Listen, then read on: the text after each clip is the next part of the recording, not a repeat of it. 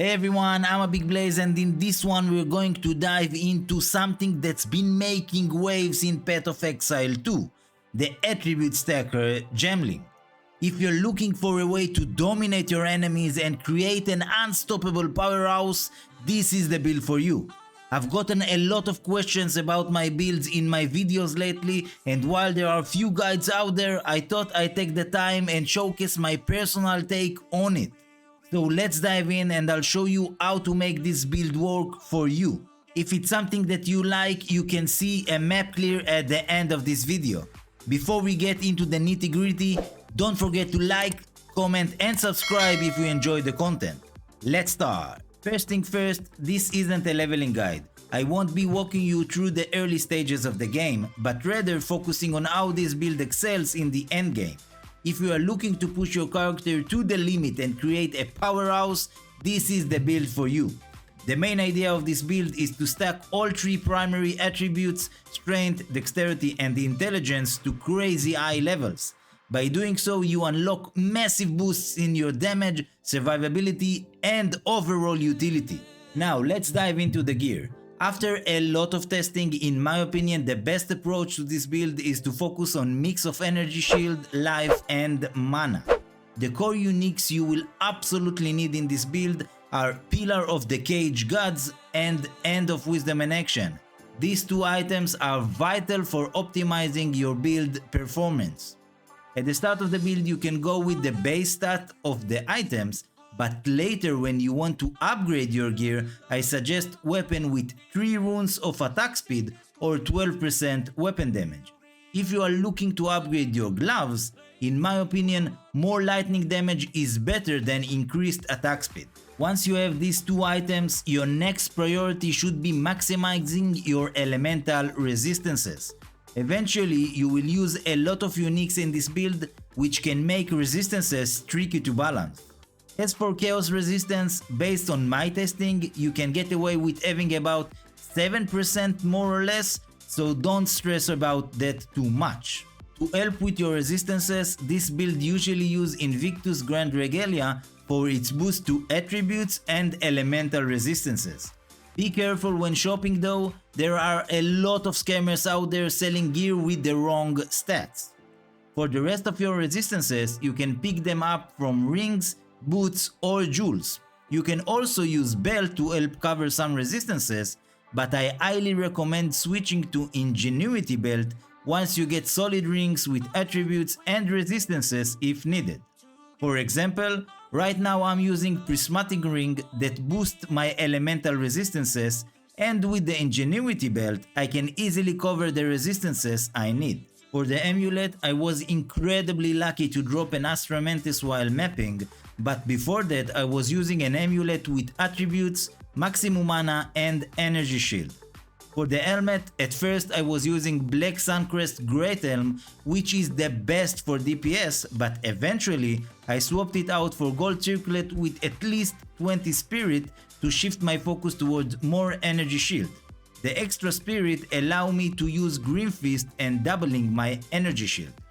I'll go over the mana flask in more details when I show you the tree, but in short, once you get your mana flask set up, you will pretty much be immortal, so try and get it when you can. So now for the tree. My main focus will be on the important nodes that may be different from some other variation of this build. I'm using Time Lost Jewel here with strength and dexterity. The Beast Jewel is dexterity and intelligence, but it costs a lot of divines and I didn't see a lot of value to change mine. In this cluster I'm also using From Nothing Diamond with Iron Reflexes, and I take General's Binding and Bleeding Out to get more attributes from my Time Lost Diamond. If you don't have Time Lost Diamond Jewel with attributes, you can get one with resistances to cover the rest of the resistances that you need. If you want, you can even try and get Megalomaniac Diamond with Cursing Energy to get more from your Time Lost Jewel. The next important node in my build is Lightning Rod. You may saw some builds that going with crit, but I think that the lucky hit from this node is better when you have mid gear. Crit may be better only when you have high-end gear with the adorned and crit jewels, but honestly I think it's too much work for not much benefits. To cover my elemental resistances, I'm using 3 Grand Spectrum Joules. So now for Resonance. I think it's a must when you start with this build cause you gain massive DPS increase, but honestly with high-end gear you don't really need it. The Spaghettification node is active because of my Anoint on my amulet. If you don't like this node, you can change the Anoint to Blurred Motion.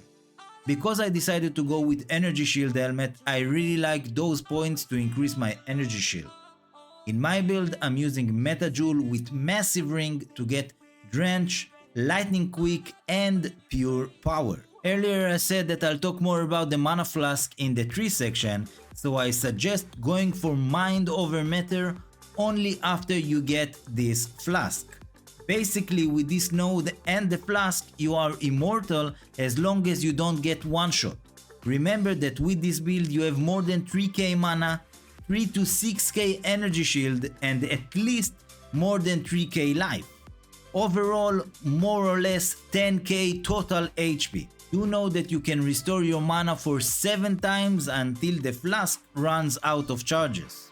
If you don't have the flask, I don't suggest you to go Mind over Matter and use those 3 points to get another Jewel socket and to use some jewels with damage taken from mana before life and recover 2% life on kill.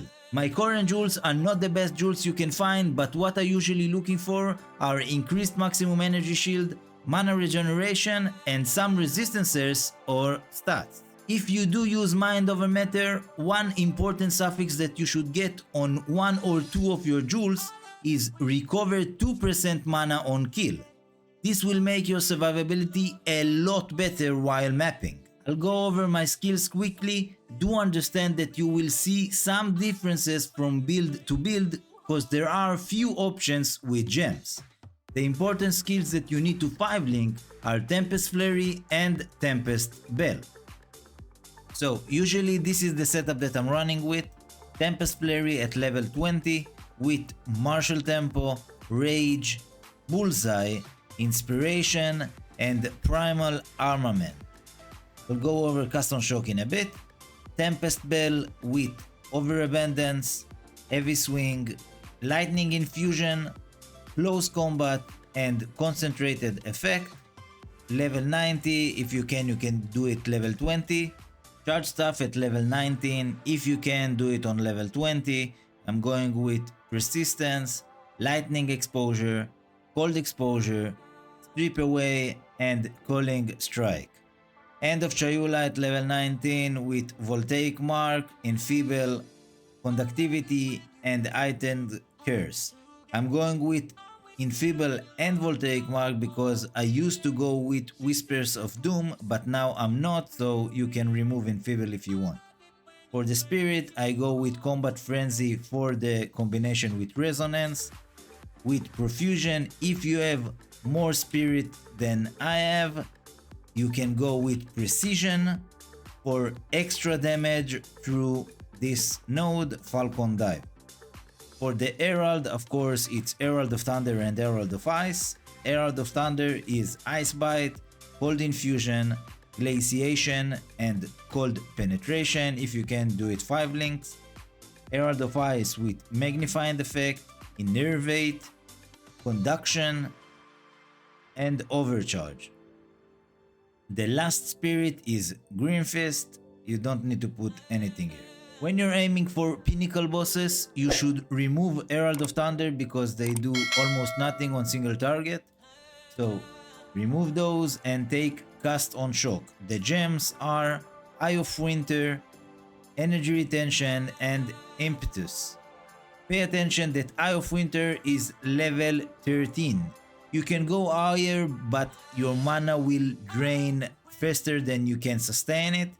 For better mana sustained, you can put Inspiration on Cast on Shock when you go to pinnacle bosses. Remember to change it back to Tempest Flurry while mapping.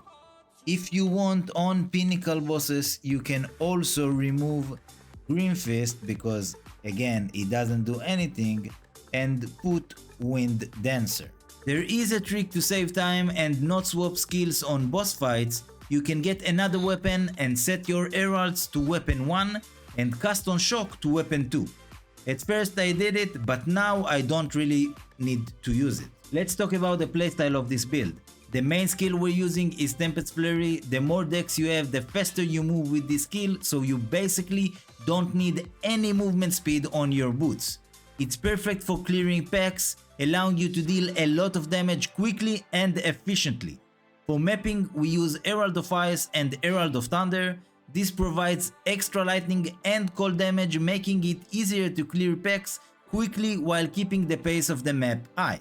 If you're playing with Resonance, don't forget to use Charge Staff for the massive damage increase. A key feature of this build is Grim Fist, which grants us souls that double our shield. This is especially powerful for mapping, as it allows you to stay tanky and constantly get energy shield while clearing enemies. If you are running Mind Over Matter, your mana becomes your resource for health, so it's important to keep it high. I highly recommend using Melting Maelstrom. This flask will be a lifesaver, especially during tough encounters. Be smart when using to ensure your mana stays up and your health remains stable. For boss fights, we typically drop Tempest Belt. Most of the time you really only need it for these encounters. On those fights we also use End of Chayula for extra damage. As I mentioned earlier when discussing the skills, for pinnacle bosses you will remove both heralds and use Cast on Shock instead. You can also swap Green Fist for Wind Dancer for added survivability. Important to know, during boss fights we drop the Tempest Bell, and its freeze effect is what allows us to use Charge Staff effectively. The freeze from the bell can disable some of the boss' dangerous mechanics and make the fight quick and easy. Overall, I really love this build. I honestly think it's one of the strongest builds in the current season, if not the strongest. This build is fast, tanky and explosive. If you enjoyed the video or found it helpful, be sure to drop a like and subscribe. Leave any questions that you have in the comments below. I'll make sure to answer everything. Thank you for watching. I'll catch you in the next one. Peace.